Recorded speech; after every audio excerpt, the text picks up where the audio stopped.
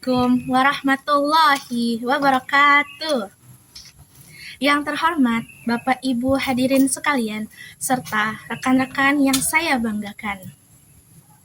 Puji dan syukur, marilah senantiasa kita panjatkan kehadirat Allah Subhanahu wa Ta'ala atas segala limpahan rahmat dan karunia-Nya. Atas izinnya pula kita dapat berkumpul pada kesempatan yang berbahagia ini dalam keadaan sehat walafiat. Salawat dan salam semoga senantiasa tercurah kepada junjungan kita Nabi Muhammad SAW, sosok pendidik agung yang telah meletakkan dasar peradaban manusia melalui ilmu, iman, dan akhlak mulia. Hadirin yang saya hormati, ketika kita berbicara tentang kemajuan bangsa, seringkali yang terlintas dalam pikiran kita adalah pembangunan infrastruktur, kemajuan teknologi, serta pertumbuhan ekonomi. Semua itu memang penting, namun pertanyaan mendasarnya adalah siapakah yang akan mengelola semua kemajuan itu? Jawabannya tentu adalah manusia. Oleh karena itu, kualitas manusia menjadi kunci utama dalam menentukan arah dan masa depan peradaban bangsa. Disinilah pendidikan agama Islam memiliki peran yang sangat strategis.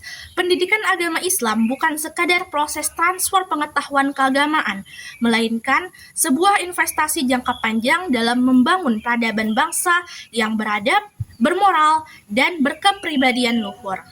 Hadirin sekalian, pendidikan agama Islam berlandaskan pada nilai tauhid sebagai inti ajarannya. Tauhid tidak hanya mengajarkan hubungan manusia dengan Allah Subhanahu wa Ta'ala, tetapi juga membentuk cara pandang manusia terhadap dirinya, sesama manusia, dan lingkungan sekitarnya.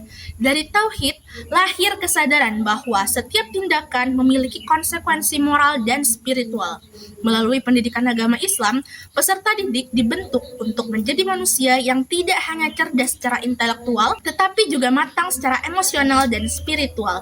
Inilah fondasi penting bagi lahirnya generasi yang jujur, bertanggung jawab, adil, dan memiliki kepedulian sosial. Tanpa fondasi ini, kemajuan yang dicapai justru berpotensi melahirkan krisis moral dan kemanusiaan. Hadirin yang berbahagia, sejarah telah memberikan pelajaran berharga kepada kita. Kejayaan peradaban Islam pada masa lalu tidak lahir dari kekuatan militer semata, tetapi dari sistem pendidikan yang menyeimbangkan ilmu pengetahuan, iman, dan akhlak.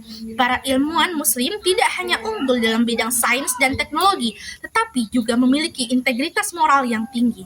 Nilai-nilai inilah yang seharusnya diwariskan melalui pendidikan agama Islam di Indonesia.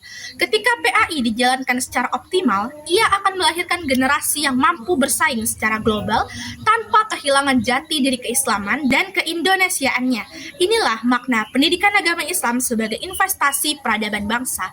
Hadirin sekalian, di era globalisasi dan digitalisasi saat ini, bangsa kita dihadapkan pada berbagai tantangan serius seperti dekadensi moral, individualisme, lunturnya nilai kebersamaan, serta krisis keteladanan.